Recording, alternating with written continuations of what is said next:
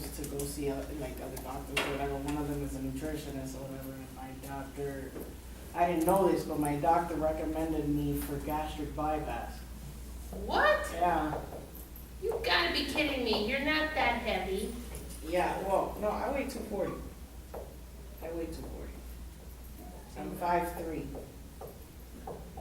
So, and my BMI supposedly is too much or whatever, but that my body weight has been the same for like 3 years now, ever since I got off the meds from the cancer. Yeah. I gained 85 pounds with cancer, so, like every time that I have lost weight, it's been like maybe like 10 pounds, but I'm like right back, like by the end of the week it's back, you know? So, he said that because of the fact that my body has been like at a plateau, my weight, for so long, and I've tried everything, like he's had me on like a whole bunch of different diets and like to try different things, and I retain too much water, so like at one point they were giving me water pills to like take out the excess water. I still stay swollen no matter what. So that, and he said because I'm at high risk for diabetes and what else? That's the nutritionist? No, my doctor. Oh, your doctor said. Yeah, my primary. And then, because I don't have the same, you know, body parts as the other women because of my hormones not being there and all this crap, like, I don't know, a whole bunch of stuff that he has me under morbid obesity. Wow. Well, morbid obesity is 100 pounds overweight. Yeah, I am. I've never weighed more than I cannot 135. see you with 140. I've never pounds. weighed more I mean, than that's impossible. 135 pounds. Never. Like even after both my kids. I know part of my, And when did you start adding the weight? With the cancer, when I was on What the oral year? chemo. That was 2009 when I was diagnosed. 2009, you started adding weight. Yeah. How much weight did you add? I gained 85 pounds in total. And then, like, right at the end, when they give you the medication to wean off of all the other medication, I gained like another like 10, 15 pounds more. I was like at least 100 pounds more by the end of everything. I hate that crap. They always say something like, they're like, oh, you know, you were just taking 23 pills a day, 3 times a day for so long that we have to give you this other medication to make you get off of that medication. I'm like, that's why I don't take any pills at all. I don't take Tylenol or anything. I don't care if I have a headache. I won't take Tylenol or nothing. I just hate taking pills. And my vitamins are liquid, just because of that. And the only issue that I've had with myself for these past couple of years, the only thing I do not like about myself is my weight. That's it. Okay, come up here. No. Watch out. Oh, I just need to take some. I Sorry, want you to my- take this string. My daughter's on virtual school and it's so stressful. I want you to take this string and on the floor, and you'll take the scissor, and you're going to make your size with the string. Oh my God. You're not measuring my with whole you. body? You're measuring, My whole body? no, your girth circumference. Oh, okay, yeah, right. on the floor. Oh, okay. I always say like, So your biggest aspects of you. I would say like, well, not that big, but because my waist is not that big. No, I would say like my butt size. The biggest part of you. Oh, the biggest part of me? Make, I don't know, I guess like that. okay, just, now cut it. I guess. So this is you. Okay. Now do it for me. For you? Yeah.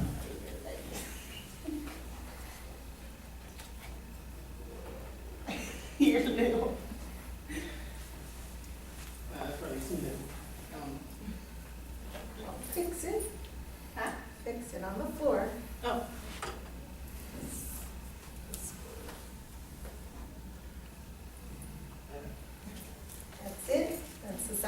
Yeah. Okay. So this is you? Yeah. Jesus.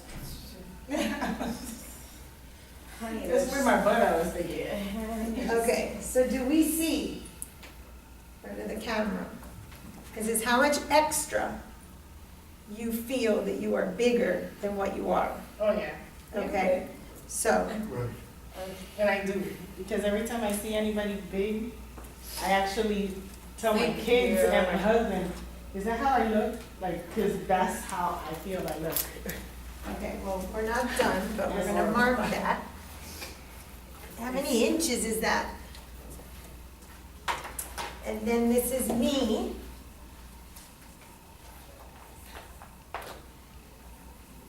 Oh, I thought I cut it really small. Which is still big.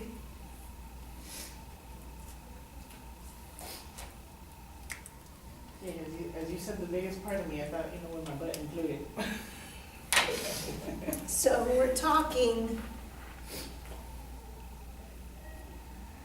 1, 2, 3, 4, 5, 6, 7, 8, 9, 10, 11, 12, 13, 14, 15, 16, 17, 18, 19, 20, 21, 22, 23, 24, like about 25 inches more than what you are. Okay, Yeah. so now come here. Oh. So we have body dysmorphia. And someone Google that and make sure I spelled it right.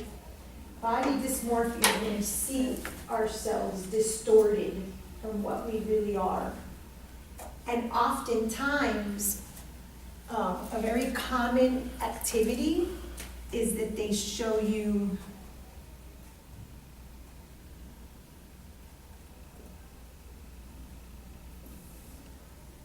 these are supposed to be people, body image silhouettes. Okay, I don't know how to draw. And they will tell you which one do you most resemble. Okay, so this is a visual exam. And just this weekend, I was on one of those dress sites where they send you the boxes to your house and they have the different. They show you a heart shape, they show you a pear shape, they show you a round shape, and you're supposed to more or less pick so that the stylist has an idea. Because it's known that we see ourselves bigger than what we are. Perhaps Tanisha, who struggles with being thinner, would see herself thinner than what she is. But mainly in our community, we're dealing with, over fat or overweight. Okay, so let's do this again to connect with you. And first of all, how many pounds would you like to lose? 100. Okay, but how many pounds would you like to lose? Not because the doctor says. How many pounds overweight do you feel you are? Like 80. Okay, that's the question. How many pounds, write that down, does the client feel they are overweight? Not because a doctor said so, not because they measured themselves on a chart. Okay, so she would like to lose 80 pounds. Okay. Another question. If something or someone could fit in here, who would it be? One person? Or two? My kids. Okay. Would they fit? No. Maybe my husband would. Not even. Well, yeah, smashed up, yeah. But your kids? Maybe, yeah. Maybe. How many are there? 2. How old are they? Well, my daughter's 16. But my son is 12. Well, he's 11 going on. So it's a possibility that they He's a could little fit. skinny. Okay. How much do they weigh? No, my daughter weighs 208. She's like, we're both like, Okay. my And- son weighs like, I think 68, 69. Okay. So she's over and he's under, Mm. kind of? He's Okay. like how I was my whole life. Okay. And how much did they weigh when they were born? She weighed 9 pounds, 9 ounces, and he weighed 7 pounds, 9 ounces. Okay. And how old are they? 16 and 11. But they would fit in here, Maybe not. but you'd like them to fit in there. Okay. So, oftentimes, what we're doing when we're distorted in terms of our weight is because we're missing a piece of ourselves. We feel detached from something. Okay, you can sit down where you want. So her original answer was, my kids. And she like cozied them up in there.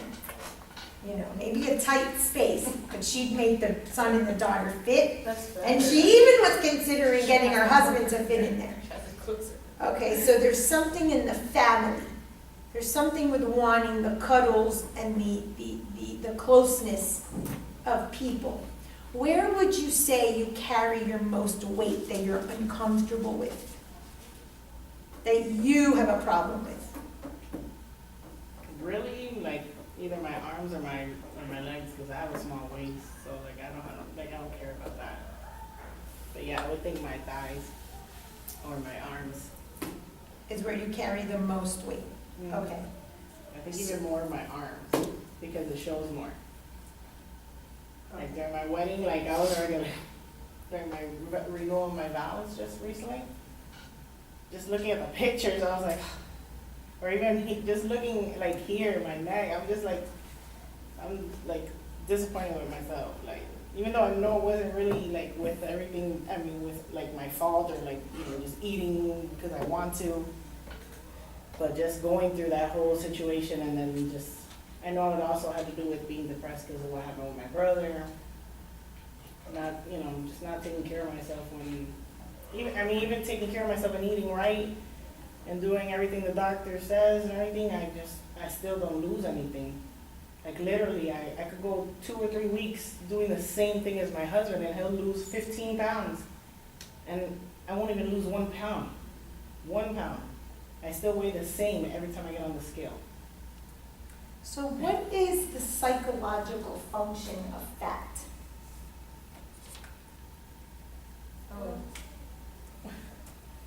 Psycho. Warmth? What was that? Warmth? Okay, warmth. The physical function is warmth. It gives us padding. It provides energy. But in the psychological function is also warmth, is also feeling protected, which can also mean food. Oftentimes, and we'll look and see where everybody sort of feels that their fat is accumulating, it's going to have a function. It's going to have a reason, okay? So first you can start with a client by showing them how distorted they are. Besides Marsha's regular size, she's holding on to something else. That's why she doesn't lose the pound or the 15 pounds like her husband. This is a function. The problem is the solution. The solution is the problem. If I hold on to these 80 pounds, then we can kind of start discovering and asking questions about what was 80 pounds worth, or what happened at 8 years old, or a numerous number of questions that can give us some insight as to why she holds on to 80 pounds, that she obviously doesn't want to. But there is a function. I need you to understand that there is always a function to illness. Any symptom has a function. And if you don't know it, you ask the client. Just to get an idea. What would be the function of you holding on to added weight? Just whatever comes to mind. Nothing comes to mind because I don't want it. Okay, you don't want it, but you have it. So what could be the function of an added weight, of added padding? First thing, To not get hurt as much, I guess. I don't know. I am clumsy, so maybe that. I don't know. She's bulletproof. I do it myself all the She's time. bulletproof. Her fat is bulletproof. I know that, like, I'm always sitting on things, I don't even feel it. 'Cause my butt is too that's big. part of her answer. Okay, now, when did you gain the 80 pounds? Within those couple years, you know, that I was taking on the medication. What year? From 2009 till like 2000 and, I think it was 13 or 14.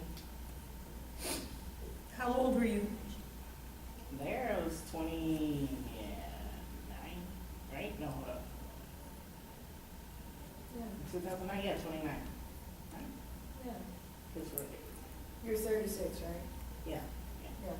You're 28. 29 to 30. how old?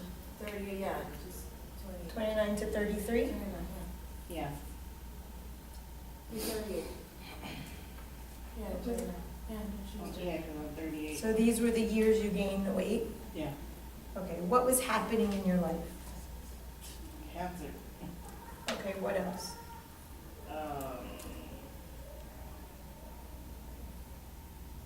During that time, I mean, lots of things. Other things were, it was tough couple years with my husband. Very tough.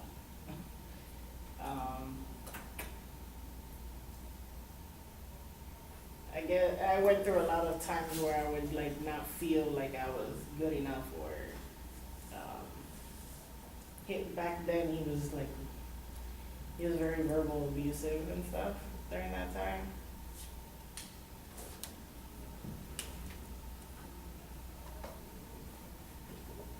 And very secretive, and he'd like cheat on me, and so. And this is all at the time that you get diagnosed? During those times, yeah. Like even when I had my cranial surgery, while I was in the hospital getting operated on, he was on the phone with like this other girl that he was with for like 5 months while we were together.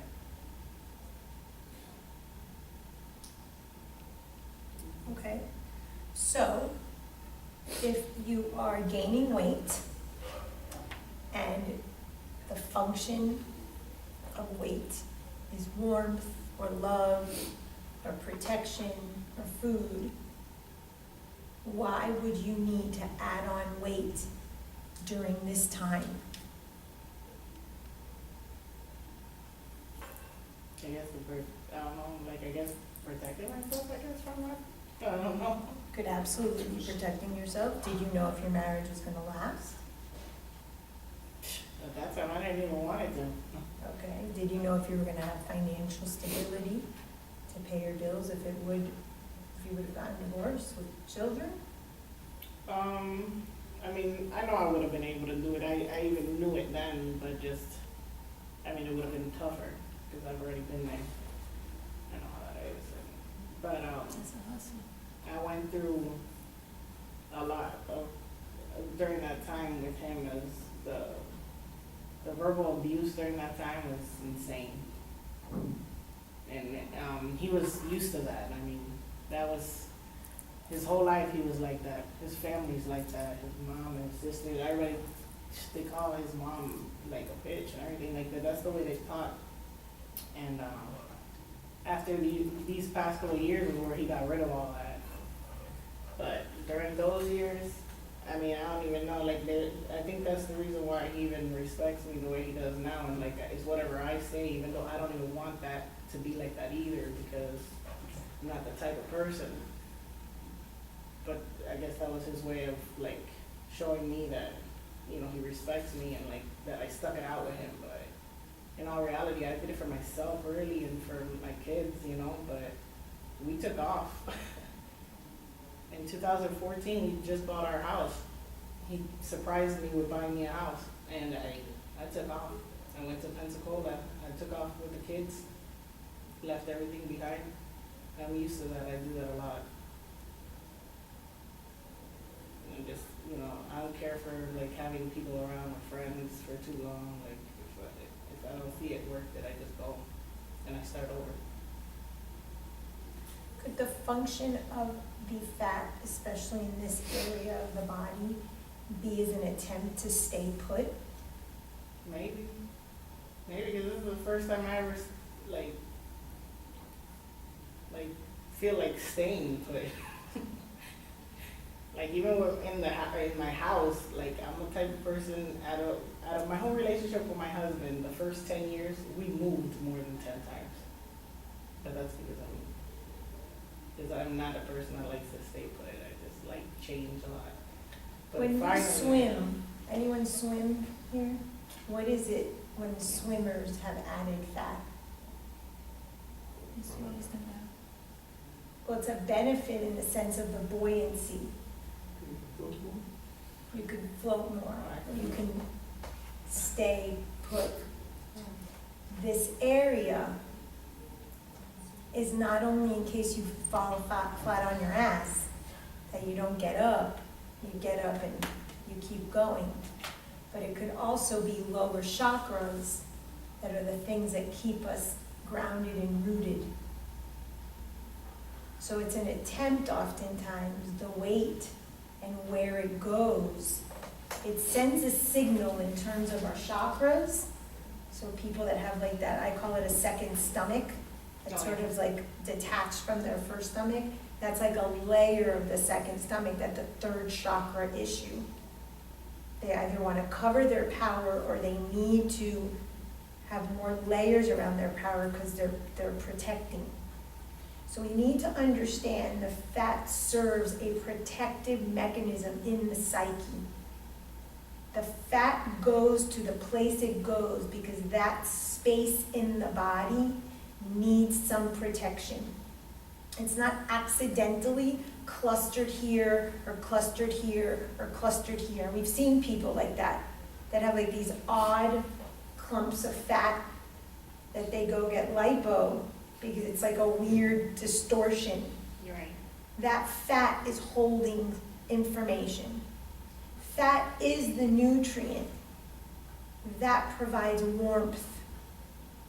The mother's breast milk is mainly fat.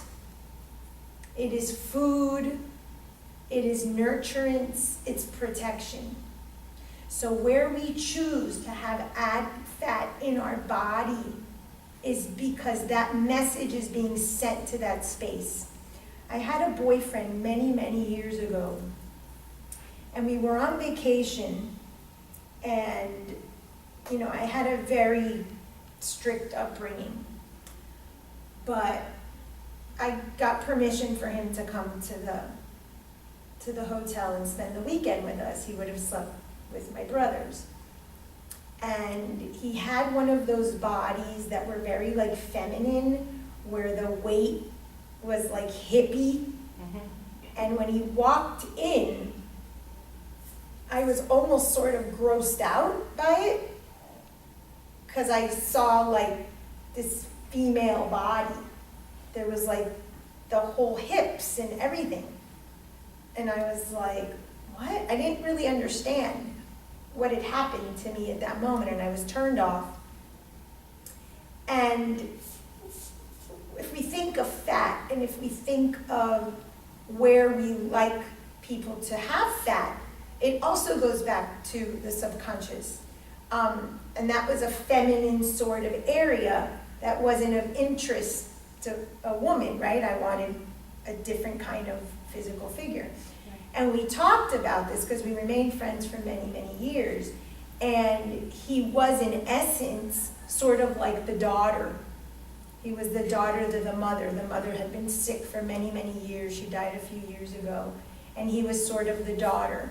So he had to even take on that pear-shaped figure. You'd see him with the apron. He would make the meals. I mean, he was the daughter. Whereas the sister was like pretty morbidly obese. She was the typical round. She was at home. She was sort of living like the man because her husband would take care of her everything. So physiologically, the body changed in the system, in the family system, as to who was taking care of mom. So this distribution of the fat and where it goes speaks to the psyche. So when we are pregnant with a child, what's happening in the womb? What's happening in the womb? The baby's developing. The baby's developing. And then the baby is taken out. And it is a trauma for both mother and child when the baby is born. For the mother, losing the identity of being a mother or having this creation in her, that's traumatic, and there is a hole, literally, left in her body. And the baby is now detached from the host. And what do? They slap the baby cries, they poke them, they prod them, they finally clean them down and they wrap them all like a little taco and they bring them back to the mom. That time of separation is very traumatic for the child. And oftentimes, food issues develop around that time. So mom has a void, and it's not uncommon at all that a woman say, oh, my daughter could fit here. I want her back in the womb. Now you may not be able to put your 208-pound daughter in your womb, but your 9.9, your 9.9 could easily go in. And we have a longing for our children or our spouse or our dog, whatever thing loved us and we lost, because fat is love. In India, the word sneha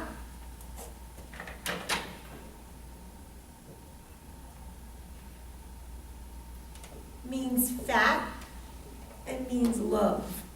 And I have a dear friend named Sneha who is stunning. She's gorgeous and she's oozing love. She's just this voluptuous, stunning woman. And oil and fat is love. And especially being Latins, ay come algo, come otro plato. Feeding the person is a way of demonstrating love. And so we're brought up with this. And the first thing is, métele la leche. Give them the boob or give them the bottle. It's the first programming. If I've left the womb, which was my warm and cozy, the next warm and cozy I get is food. So it's a transition, it's a message that's being passed on. That if you feed me, if you protect me, if you warm me, you love me. Or if I do these things for you, then I love you. Protection needs, number 2. And so we develop these very unhealthy relationships linked to food and primarily our mother. Most eating disorders are linked to the mother. Whether it's anorexia, whether it's bulimia, they're directly related to disgust or angst around the mom. Because that food